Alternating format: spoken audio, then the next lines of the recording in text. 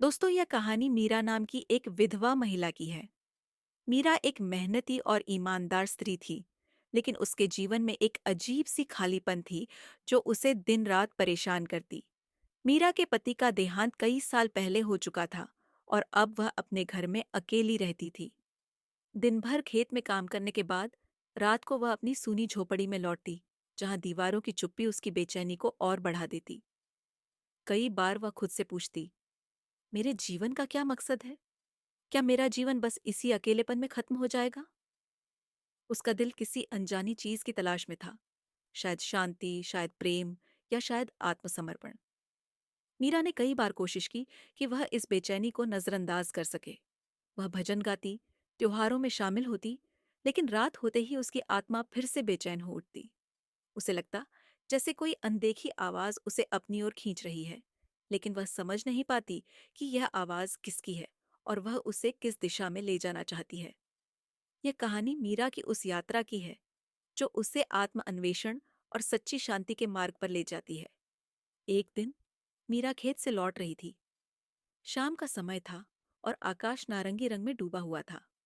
गांव के किनारे एक पुराने पीपल के पेड़ के नीचे उसने एक संत को ध्यानमग्न बैठे देखा।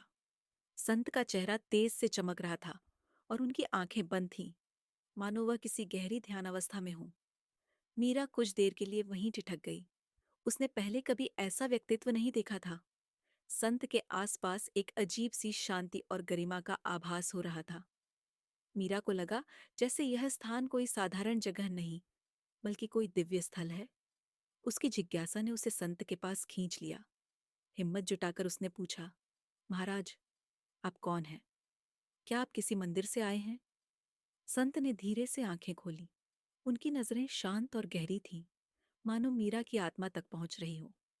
उन्होंने मधुर स्वर में कहा, मैं कोई विशेष व्यक्ति नहीं हूं। मैं बस एक साधारण संत हूं जो इस संसार के सत्य की खोज में है। मीरा ने पूछा, आप इतनी शांति से कैसे रह लेते हैं? मैं तो अपनी ही समस्याओं से जूझती रहती हूँ। आपका चेहरा देखकर लगता है जैसे सारी परेशानियां खत्म हो सकती हैं। क्या यह सच है?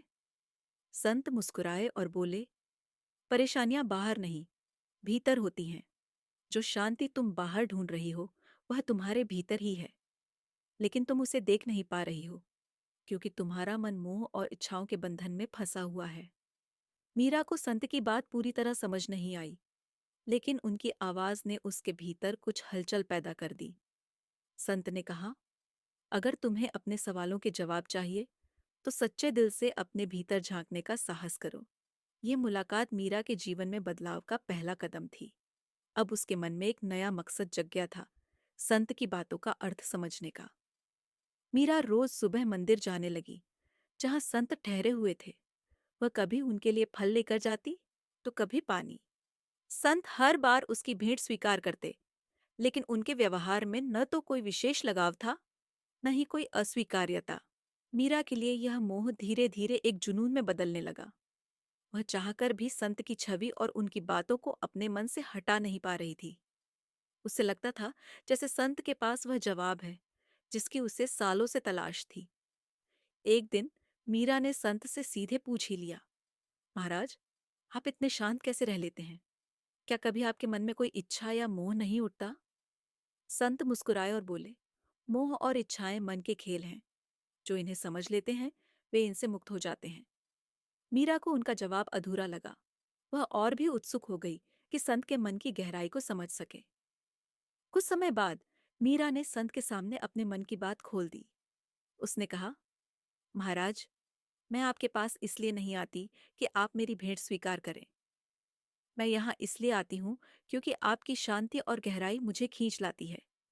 आपके पास बैठकर मुझे लगता है जैसे मेरी आत्मा को वह सुकून मिल सकता है जिसकी मैं सालों से तलाश कर रही हूँ। संत ने शांत स्वर में उत्तर दिया, तुम्हारा मन मोह और आकर्षण का शिकार हो रहा है। यह स्वाभाविक है, क्योंकि मन हमेशा बाहरी चीजों में सुख ढूंढता है, लेकिन सच्चा सुख तुम्हारे भीतर ही है।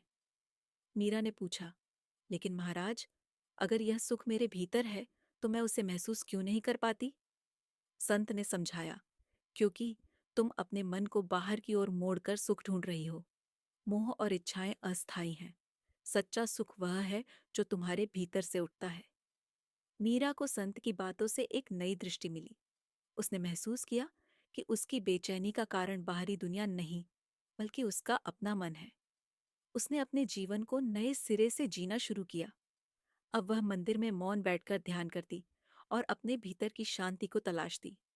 संत ने उसे आशीर्वाद दिया और कहा, तुमने अपने भीतर के अंधेरे को ज्ञान के प्रकाश से मिटा दिया है। अब तुम्हारा जीवन दूसरों के लिए प्रेरणा बनेगा। मीरा का जीवन पूरी तरह बदल गया। वह अब अपने अकेलेपन को अभिशाप नहीं, बल्कि एक वरदान मानने लगी। उसने समझ लिया कि सच्ची शांति बाहरी संसार में नहीं, बल्कि आत्मा की गहराइयों में छिपी होती है। यह कहानी हमें सिखाती है कि मोह और वासना क्षणिक सुख तो दे सकते हैं, लेकिन सच्चा आनंद आत्मा के भीतर है। आत्मज्ञान ही जीवन का वास्तविक उद्देश्य है।